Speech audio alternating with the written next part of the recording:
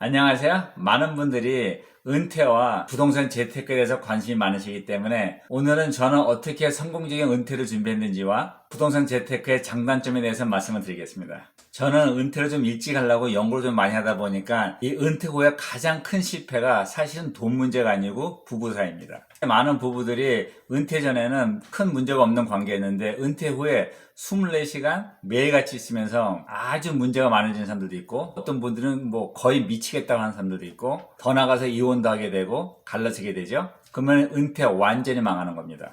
해서 은퇴 전에 가능하면 식구들과 또 아내와 가장 많은 시간들을 보내고 같은 취미를 만들고 또 대화도 많이 하세요. 해서 나와 딱 잘 맞는 친구가 돼야지만이 24시간 같이 있었을 때 행복을 찾을 수 있고 웬만한 것들은 같이 웃으면서 지나갈 수 있습니다. 두 번째로 실패하는 이유는 맞습니다. 돈 문제죠. 많은 분들이 은퇴하고 나서 좀 가진 돈을 가지고 새로운 사업에 투자하려고 하는데 아주 위험한 얘기예요. 통계를 보면 새로 시작한 개인 사업이 첫 5년에 반 이상이 bankrupt, 망하는 거죠. 또 10년 안에 70%가 망한다고 합니다. 근데 이것이 말이 5년, 10년이지 그 긴 세월 동안 얼마나 많은 적자를 보고 얼마나 많은 고생을 하고 또 주변에 있는 사람들 돈들까지 빌리면서 최대한 투자를 하다 보니까 이 사업이 망한 후에 다시 회복하기가 거의 불가능합니다. 또 은퇴하면 주변에 많은 사람들이 뭐 여기에 투자해봐라 저기에 투자해봐라 또 여기에 투자하면 돈을 빨리 벌 수 있다 이런 얘기들 상당히 많은데 여기에 기가 쏠리면 절대 안 되고요. 본인이 개인적으로 판단을 하고 연구를 하고 공부를 해야 됩니다. 해서 최대한 잡음 없이 올바른 판단을 내려야 됩니다. 부부 사이가 아무리 좋아도 은퇴 후에 사업해서 쪽상 망하면은 부부 사이 깨질 수도 있습니다. 해서 실제 저는 은퇴한 후에 욕심은 최대한 다 내려놨고요. 어떻게 하면 가장 안전한 방법으로 큰 돈은 못 번다 하더라도 탈 없이 갈 수 있는지를 연구했습니다. 세 번째는 내가 은퇴한 후에 이 많은 시간을 어떻게 사용할 건지를 잘 생각해야 됩니다. 많은 분들이 그냥 나 은퇴하면 시간이 많으니까 아주 행복하고 그냥 편하게 살까 하는데 한 달만 해보세요. 지겹습니다. 해서 은퇴 후에 내 아내와 또 내 식구들과 어떻게 시간을 보낼 건지 또 자기 취미, 저 같은 경우는 사냥하고 사격이죠. 또 이 유튜버가 상당히 큰 도움이 되고 있어요. 실제 요새 아내가 여러분들이 약간 질투할 정도입니다. 해서 이 시간은 자기한테 잘 맞는 취향으로 잘 설계를 해야 되고 규칙적인 생활을 해야 됩니다. 솔직히 말씀드리면 저는 은퇴한 후에 요새 더 바쁜 것 같아요. 네 번째로는 은퇴한 후에 내가 어디 가서 살 것인지. 많은 분들은 좀 약간 과대한 생각을 하죠. 뭐 제주도 가서 살겠다, 아니면 강원도에 가서 살겠다, 아니면 하와이 가서 살겠다, 뉴질랜드 가서 살겠다. 세상은 상당히 넓죠. 하지만 우리가 현실적으로 꾸준하게 행복하려고 하면은 비교적 아이들과 가까이 있어야 되고 아내와 저가 같이 원하는 장소를 찾아서 결정해야 됩니다. 네, 당연히 저희 아이들이 거리상 저희랑 아주 가깝진 않죠. 하지만 왔다 갔다 하기는 큰 문제 없는 거리고 일이 있을 때마다 보고 싶을 때마다 충분히 갈 수 있는 거리죠. 너무나 동떨어진 데를 장소를 찾게 되면 첫 1, 2년은 행복할 수 있어요. 하지만 나중엔 지치고 힘들어지기 시작하죠. 다섯 번째로는 모든 것을 내려놓고 욕심을 버릴 준비가 되어 있어야 됩니다. 실제 저는 젊은 나이에 한 4년 전에 은퇴했죠. 이때 제가 내려놓기 가장 어려웠던 것은 두 가지입니다. 첫 번째는 성형외과 의사로서 그동안 쌓아놨던 모든 것을 내려놓는 거였고요. 두 번째는 사회적인 위치죠. 항상 어딜 가나 원장님 했는데 지금은 투명 인간이죠. 오직 제 식구만 저를 알아보죠. 이것이 생각보다 쉽지 않아요. 생각해보면 그거 그럴 수 있을 것 같아요. 하지만 한 1, 2년 지나면은 자기 자신에 대해서 별로 만족 못하게 되고 내가 왜 그걸 포기했지 하는 생각이 들 수 있죠. 하기 때문에 은퇴를 하기 위해서는 뚜렷한 목적이 있어야 됩니다. 네, 많은 사람들이 생각했을 때 그 뚜렷한 목적이 도대체 무엇인데 딱더박은 포기했어? 이렇게 생각할 수 있는데 실제 별거 아닙니다. 식구들과 시간을 많이 보내고 제가 좋아하는 사냥, 낚시, 사기업, 등산 이런 것들을 충분히 하자는 생각이었고 요새는 시간이 모자랄 정도입니다. 네, 제가 후회하냐고요? 실제 가끔 제 아내도 저한테 물어봐요. 성국씨 정말 후회 안 해 하는데 요새 마음속에 후회는 하나도 없고 아주 행복합니다. 네, 맞습니다. 아까운 것도 있지만 사회생활 하면서 그동안 많은 긴장이 있었고 또 항상 목적을 놓고 달렸고 항상 병원의 원장으로서 모든 것을 저가 다 신경 써야 됐고 모든 것을 다 균형을 맞췄어야 됐죠. 근데 요새는 잠도 잘 자고 잘 먹고 잘 놀고 있습니다. 제 머리가 아주 편안해요. 그래서 진실로 제가 제 아내한테 요새 말하는 것은 내가 평생 살아오면서 요새가 제 마음에 가장 편안하다고 얘기하고 있습니다. 또 실제 제가 이렇게 건강하고 이 편안한 시간을 죽일 수 있는 것도 앞으로 한 15년에서 20년이겠죠? 그거 지나면 또 육체적으로 약해지고 하기 때문에 제가 원하는 거 할 수 없기 때문에 저는 남들 봤을 때 더 큰 걸 내려놓고 이 작은 것을 잡았죠? 하고 이 작은 것이 저한테는 행복을 주고 있습니다. 네, 제가 은퇴하고 무엇을 할까 6개월 정도 고민하면서 가장 먼저 제가 공부한 것은 주식이었습니다. 요새 가장 성공하고 있는 것이 데일리 트레이드. 그날 사서 그날 팔고 이 마켓의 움직임을 예측하면서 사고 팔고 하는 거죠. 근데 이것을 보니까 이 마켓이 오픈하는 시간 1시간 전부터 미리 준비가 딱 돼 있어야 되고요. 또 주변에 다른 사람들과 같이 네트워크가 돼 있어야 되고 많은 공부와 연구를 해야 되고 그때그때 움직임에 따라서 올바른 판단은 정확하게 해야 되죠. 절대 패시브 인컴이 아니었습니다. 정말 힘들게 일을 해야 되고 또 컴퓨터도 상당히 잘해야 되고 또 판단력이 빨라야 됩니다. 제가 보니까 좀 피곤할 것 같아요. 근데 가장 큰 문제는 주식에서 성공하는 사람이 10%고 90%가 손해본다고 합니다. 그래서 제가 봤을 때 보면 저로서는 일이 편하지도 않고 머리 아프고 힘들고 또 실제 이 주식에 투자한 사람들이 가장 스트레스가 많고 우울증 환자도 많다고 합니다. 거기에 가장 큰 이유는 본인의 어떤 컨트롤도 없죠. 이 마켓을 흔들면 자기가 어떻게 움직일 수가 없기 때문에 아차하는 순간 돈을 잃을 수도 있고 또 돈을 벌 수도 있죠. 그래서 항상 업앤다운이 있어서 주식을 하신 분들이 마음의 평안이 없다고 합니다. 제 성격상 안 맞는 것 같아요. 네, 이제 두 번째 봤던 것은 하우스 플리핑인데 이것도 상당히 이제 설명이 좀 복잡한데 제가 간단히 설명해 드리면 아주 오래된 집을 싸게 사서 그거를 싹 수리해서 다시 파는 거죠. 이것을 하우스 플리핑이라고 하는데 한때 미국에서 상당히 인기를 하고 있어요. 실제 지금도 많이 하고 있고요. 저는 이것을 생각하게 됐던 이유는 제가 좀 손재간이 좋아요. 그래서 이것저것 고치기 좋아하기 때문에 뭐 웬만한 건 내가 고치기 생각했는데 이것을 보니까 가장 큰 문제는 내가 할 수 없는 것은 누구한테 맡겨야 되는데 이것을 항상 믿음 있게 맡길 수 있는 어떤 업체가 있지 않으면은 상당히 힘들더라고요. 공사 도중에 멈출 수도 있고 또 돈 띄어먹고 도망가는 사람들도 있고 또 셀러스 마켓을 놓치게 되면 집값이 떨어지죠. 정 안 되면 진짜 본인이 수리를 다 해야 됩니다. 실제 이것을 보고도 저는 약간 흥분했는데 제 아내가 성국씨 절대 하지 마세요. 성국씨 성격상 이거 하면은 혼자 수리 다 한다고 죽어납니다 해서 가만히 들어보니까 제 성격상 그럴 것 같아서 이것도 손 내려놨습니다. 세 번째는 가장 편안한 거 그냥 돈을 은행에 넣어놓고 적금에서 주는 이자만 먹고 살면 되지 생각을 했죠. 사실 큰 돈도 아닌데 어떻게 보면 그냥 아주 간신히 갈 수 있을 것 같아서 그것도 한번 봤습니다. 근데 여기에 문제는 돈을 오래 놔두면 놔둘수록 돈 가치가 떨어지죠. 디프리시에이션이라고 하죠. 그걸 따지고 내가 받은 작은 이자를 따지면 실제 좋은 재테크가 아니죠. 또 요새같이 이자가 뚝 떨어졌다 하면 이자가 정말 조금 나오죠. 해서 고민 끝에 이것도 내려놨습니다. 자, 그래서 제가 연구 끝에 결정했던 것은 미국의 주택임대업이었죠. 네, 여기에서도 내용이 상당히 복잡해요. 하지만 오늘은 장단점을 먼저 얘기해 드리겠습니다. 그 이유는 많은 분들이 장단점을 모르고 뛰어들어가면은 끝에 아주 후회할 수 있죠.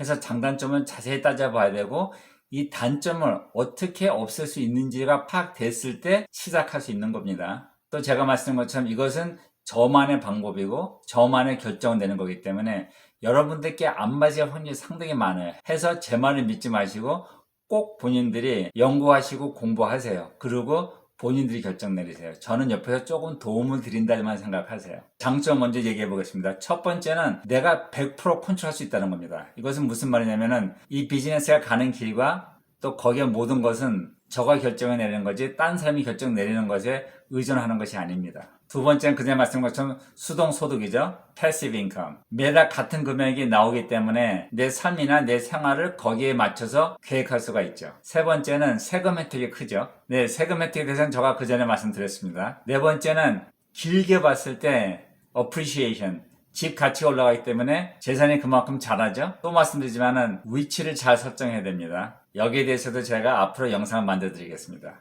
다섯 번째는 레버리지라는 게 있습니다. 레버리지는 것은 뭐냐면 내가 다 100% 투자하는 것이 아니라 은행에서 돈을 빌려서 집을 살 수 있죠. 그래서 만약에 내가 30%만 다운페이를 하고 집을 샀다. 근데 이 집값이 2년 3년 후에 얼마큼 올라갔다 했을 때 나는 30% 투자했지만은 집값 올라간 것은 100% 혜택을 보게 되어 있습니다. 네, 장점들만 생각하면 당장 뛰어들어가고 싶죠? 하지만 단점은 잘 들으세요. 네, 제가 단점을 말씀드릴 때는 이 단점은 무엇이고 나는 그것을 어떻게 해결했는지 또 나는 그것을 어떻게 풀이를 했는지를 설명을 해드리겠습니다. 또 말씀드리지만은 제 말만 믿으시면 안 되고요. 본인이 정확하게 판단을 내리세요. 첫 번째는 하우스 마켓. 이 집 가격이 항상 올라갔다 내려갔다 올라갔다 내려갔다 한다는 거죠. 회사 안정성이 없다는 얘기입니다. 네, 여기서 제가 생각한 것은 뭐냐면 제가 만약에 집을 사고 팔고를 아주 짧은 기간에 많이 빨리빨리 한다고 하면 그 말이 맞습니다. 집값은 항상 올라갔다 내려갔다 하지만은 우리가 길게 놓고 보면은 이 그래프는 계속 올라가죠. 하다못해 2007년, 2008년 미국의 부동산이 가장 거품이 심했다고 했을 때 더 이상 집값은 올라갈 수 없고 그 후로 완전히 망했죠. 하고 더 웃긴 것은 8년 만에 그 이상을 건너뛰었고 지금은 그때를 보면 집값이 넘어섰었습니다. 해서 계속 올라간다는 거죠. 다음 그래프 한번 보세요.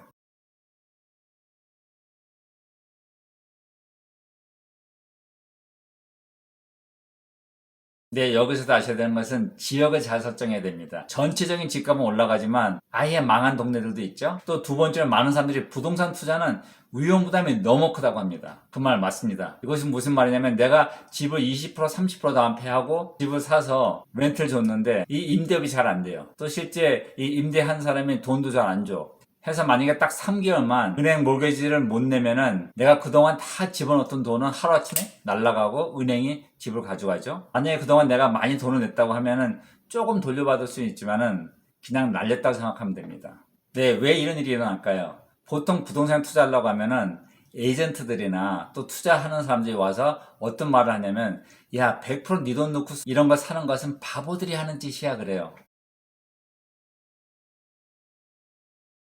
그냥 10%, 15%만 내고 집들을 많이 사서 렌트를 많이 하면 나중에 집값이 다 올라갈 때 돈을 엄청 벌잖아. 이런 얘기 하죠? 이거 완전히 함정입니다. 실제 저는 집 네 채를 다 현찰로 다 샀습니다. 이 뜻은 뭐냐면 최악의 그럴 리도 없지만 테넌트가 뭐 1년을 돈 안 냈다. 괜찮아요. 그래서 제가 결정 내린 것은 일단은 지역을 잘 선택해야 되지만 두 번째는 적어도 다운페이를 50% 내셔야 됩니다. 근데 이럴 때 많은 사람들이 생각했어요. 내가 그러면 집을 한 7채 살 수 있는 것을 한 3채 정도밖에 못 사네 이렇게 생각할 수 있죠. 제가 말씀한 것처럼 은퇴 후에는 속 편한 게 가장 좋습니다. 또 망할 수 있는 길은 다 막아야 됩니다. 왜냐면 은퇴 후에는 다시 회복할 가능성이 거의 없죠. 네, 세 번째는 이 부동산 투자를 하면 많은 현찰이 필요하다. 맞습니다. 주식이나 은행에 적금이하고 좀 다르죠. 뭐 몇만 불 있는 여유를 넣고 어떻게 해볼 수 있는 게 아니죠. 집을 살려고 하면은 현찰이 필요하고 건강한 X의 다운페이를 해야 되죠. 은행에서 몰개지를 많이 받아서 하려고 하시면 하지 마세요.